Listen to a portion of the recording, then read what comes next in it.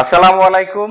Test cricket থেকে অবসরের ঘোষণাটা দিয়েই দিলেন বিশ্ব ক্রিকেটের modern day great Virat Kohli. গতকালকে কিন্তু তিনি তার লাল বল থেকে অবসরের ঘোষণাটি দিয়েই দিলেন। যদিও বিসিসিআই কে তিনি কয়েকদিন আগে জানিয়েছিলেন যে টেস্ট ক্রিকেট আর কন্টিনিউ করতে চান না।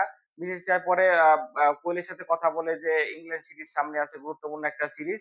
তো তাকে কন্টিনিউ করতে বলা হয়। কিন্তু কোহলি কিন্তু তার সিদ্ধান্তে অটল থেকেছেন এবং আমার কাছে মনে হয় যে একটা প্লেয়ারের সিদ্ধান্তকে অবশ্যই এখানে রেসপেক্ট জানাতে হয়। তবে বিরাট কোহলি কিন্তু টেস্ট ক্রিকেটে ইন্ডিয়ার হয়ে অসংখ্য রেকর্ডের জন্ম দিয়েছেন এবং রেকর্ডের পাশাপাশি কিছু বিতর্ক রয়েছে বিরাট কোহলির ক্যারিয়ার জুড়ে। কিন্তু আ আ হয়তোবা লালবারে ক্রিকেটে আমরা তার পারফরম্যান্সটা এখন থেকে মিস করতে থাকবো। বিরাট কোহলি কিন্তু এখানে আমাদের বারবার মনে করাবে যে তাকে কেন মডার্ন ডে গ্রেট বলা হয়। ভারতের হয়ে এখন পর্যন্ত ১২৩ টি ম্যাচে অংশগ্রহণ করেছিলেন বিরাট কোহলি, যেখানে ২১০ টি ইনিংসে ব্যাট করার সুযোগ পান। ৯,২৩০ রান করেন তিনি, যেখানে তার এভারেজ ওডিআই ক্রিকেটের থেকে কিছুটা কম হলেও ৪৭। সেটা কিন্তু নেহাতই কম নয়, যেখানে ৩০ টা সেঞ্চুরির পাশাপাশি ৩১ টি হাফ সেঞ্চুরি রয়েছে এবং তার ক্যারিয়ারে কিন্তু ৭ টা ডাবল সেঞ্চুরি রয়েছে। টেস্ট ক্যারিয়ারে তার বেস্ট ইনিংস হচ্ছে ২৫৪, যেটা তিনি পুনেতে ২০১৯ সালে সাউথ আফ্রিকার বিপক্ষে করেছিলেন। এছাড়াও কিন্তু তার আরো অসংখ্য দারুণ রেকর্ড রয়েছে। অস্ট্রেলিয়ার বিরুদ্ধে কিন্তু 141 এর ইনিংস রয়েছে অ্যাডিলেডে এবং তারও অসংখ্য কিন্তু দারুণ ইনিংস রয়েছে। ভারত যখনই কিন্তু খাদের কিনারায় পড়েছেন, তখনই কিন্তু বিরাট কোহলি এখানে তার ভূমিকা অবতীর্ণ হয়েছেন এবং ভারতকে বহুত ম্যাচে জয় এনে দিয়েছেন এই বিরাট কোহলি। আ ভারতের কিন্তু one of the best test captain বলা যায় বিরাট কোহলিকে। বিশেষ করে যদি তার এখানে সাফল্য দেখি, ভারতের হয়ে ৬৮ টি ম্যাচে তিনি প্রতিনিধিত্ব করার সুযোগ পান ক্যাপ্টেন হিসেবে এবং যার মধ্যে ৪০ টিতে জয় ছিল। 60% বলা যায় ভারতীয় ক্রিকেটে সেরা সাফল্য ক্যাপ্টেন হিসেবে। যদিও তার একটা আক্ষেপও রয়েছে, তিনি কিন্তু ভারতকে টেস্ট চ্যাম্পিয়নশিপের শিরোপাটা এনে দিতে পারেনি। ২ বার ফাইনাল খেললেও কিন্তু টেস্ট চ্যাম্পিয়নশিপের শিরোপা এনে দিতে পারেনি ভারতকে। এটা একটা আক্ষেপ থাকতে পারে এবং তার ক্যারিয়ারে হচ্ছে তিনি ৫০ এখানে এভারেজ ছুঁতে পারেননি। এটাও একটা আক্ষেপ থাকতে পারে এবং ১০,০০০ রান করতে না পারা হয়তো তার টেস্ট ক্রিকেটের অন্যতম একটা আক্ষেপ হয়ে থাকবে। এখানে সচিন, রাহুল দ্রাবিড় এবং গাভাস্কার কিন্তু ৩ জন ভারতীয় ক্রিকেটার যারা ১০,০০০ উপর রান করেছিল। বিরাট কোহলি কিন্তু আরো এখানে প্রায় ৮০০ মতো রান করলে ১০,০০০ রান ছুঁতে পারতেন। কিন্তু বিরাট কোহলি কিন্তু সেই চেষ্টাটা করলেন না। মাত্র ৩৬ বছর বয়সে কিন্তু তিনি এখানে ১১ বছর সরি এখানে হচ্ছে ১৪ বছরের টেস্ট ক্রিকেটকে বিদায় বলে দিলেন। হয়তোবা ৩-৪ বছর তিনি আরো ইজি ভাবে খেলতে পারতেন। তার যা ফিটনেস রয়েছে এখনো কিন্তু ওয়ার্ল্ড ক্রিকেটের ওয়ান অফ দ্যা বেস্ট আমি বলব। তবে তিনি কিন্তু সে পর্যায়ে হাঁটেননি। আমরা দেখেছি যারা আ এখানে কুমার সাঙ্গাকারা, মাহেলা জয়বর্ধনে এবং ইউনুস খান থেকে শুরু করে মিসবাহ, তারা কিন্তু ওডিআই ক্রিকেটের থেকে টেস্ট ক্রিকেটকে বেশি প্রায়োরিটি দিয়েছে এবং লং টাইম খেলেছেন। কিন্তু বিরাট কোহলি কিন্তু সে পথে হাঁটেননি। তিনি হয়তোবা ওডিআই ক্রিকেটে বেশি টাইম দেওয়ার জন্য টেস্ট ক্রিকেটকে বিদায় বলে দিলেন।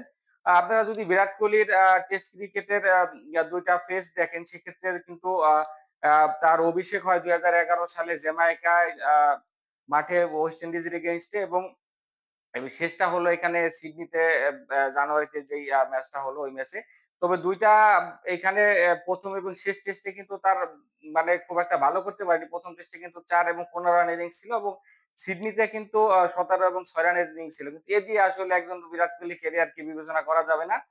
তো এখানে হচ্ছে শুরুর ৮ বছর কিন্তু দারুণ খেলে বিরাট কোহলি, যেখানে কিন্তু ২০১৯ সাল পর্যন্ত তার এভারেজ ছিল ৫৫, যেটা আগে আমি বললাম।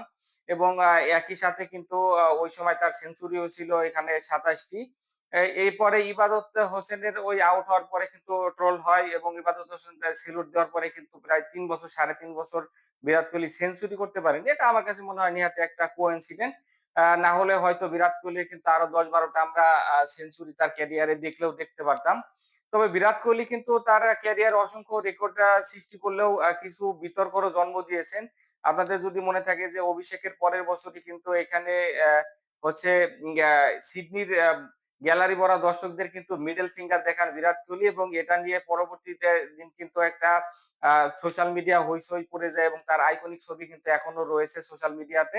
ওইখানে কিন্তু ৫০% ম্যাচ জরিমানা পায় বিরাট কোহলি। পরবর্তীতে এখানে আ পরবর্তী বছরই মিচেল জনসনের সাথে কিন্তু তার তর্ক কিন্তু তুমুল আলোচনার সৃষ্টি করে। যদিও ওই ম্যাচে কিন্তু ২ ইনিংসেই ব্যাট হাতে কোহলি সেঞ্চুরি করে জবাবটা মাঠিয়ে দেন। এর পরবর্তী সময়ে কিন্তু অস্ট্রেলিয়ান ক্যাপ্টেন স্মিথের সাথেও কিন্তু তর্কে জড়িয়ে পড়েন বিরাট কোহলি এবং বিরাট কোহলি কিন্তু তার সাথে বিরুদ্ধে একটা অভিযোগ তোলেন মাঠে যে একটা রিভিউ ডিসিশন নেন এখানে স্মিথ এবং বিরাট কোহলি বলেন যে ড্রেসিং রুমে সহায়তা নিয়েছেন।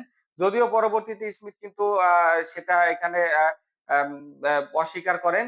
২০২১ সালে কিন্তু বিয়ারেস্টোর সাথে তুমুল তর্কে জড়িয়ে পড়েন এখানে বিরাট কোহলি। পরবর্তীতে ওই ম্যাচ কিন্তু ইন্ডিয়াকে জয় এনে দেন কোহলি। ফলে সব তর্ক কিন্তু ধামাচাপা পড়ে যায়।